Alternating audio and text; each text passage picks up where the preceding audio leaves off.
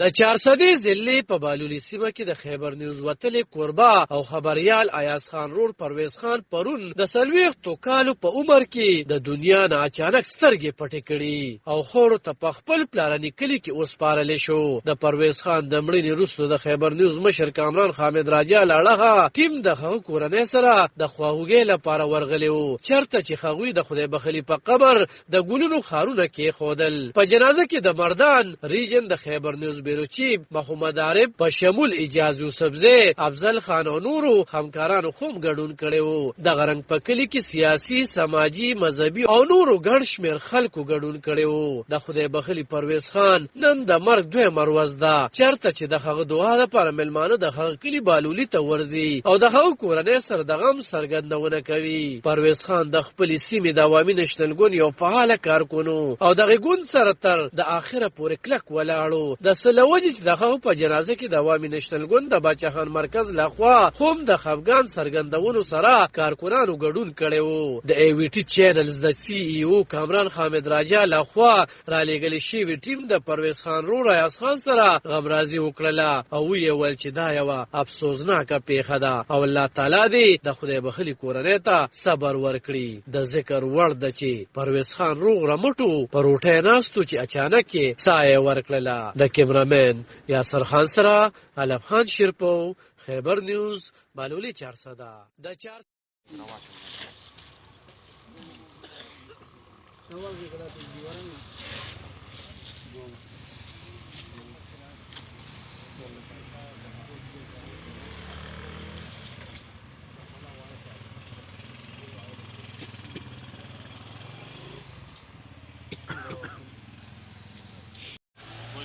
آمن بالله وملائكته وكتبه ورسله لا نفرق بين أحد من رسله وقالوا سمعنا وأطعنا غفرانك ربنا وإليك المصير. لا يكلف الله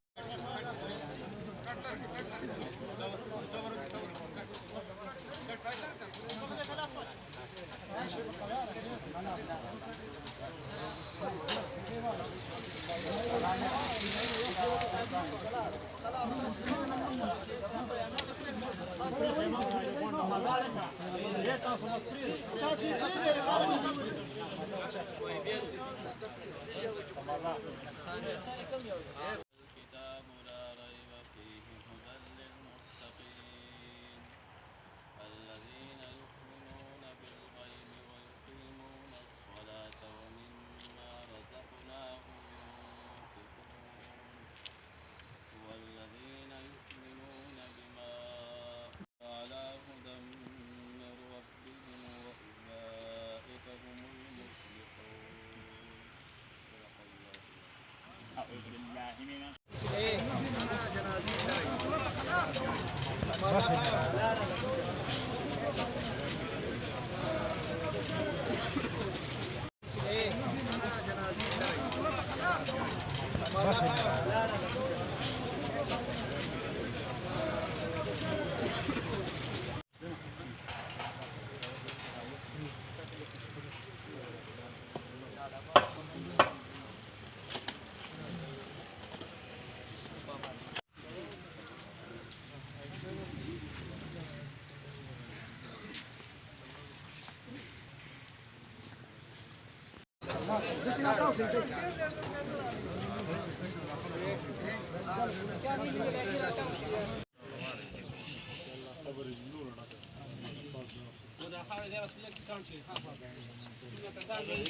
كما حملته على الذين من قبلنا ربنا ولا تحملنا ما لا يا الله ټول مسلمانانو فراخ ورته خدای دې رحمونه ورسره عزتونه سره خوشاله وکړي.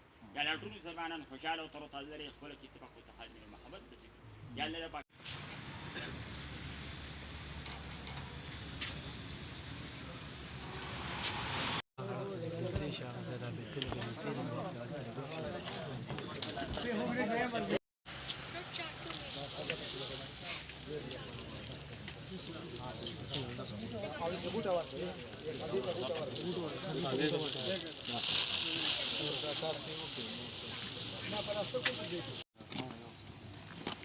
नहीं څنګه دوه فکر کوي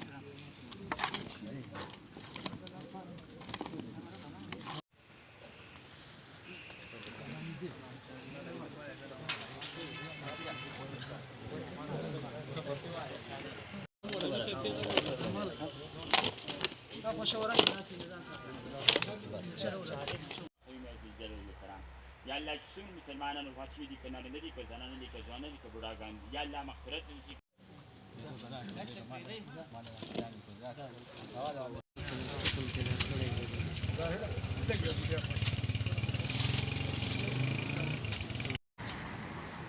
Thank you.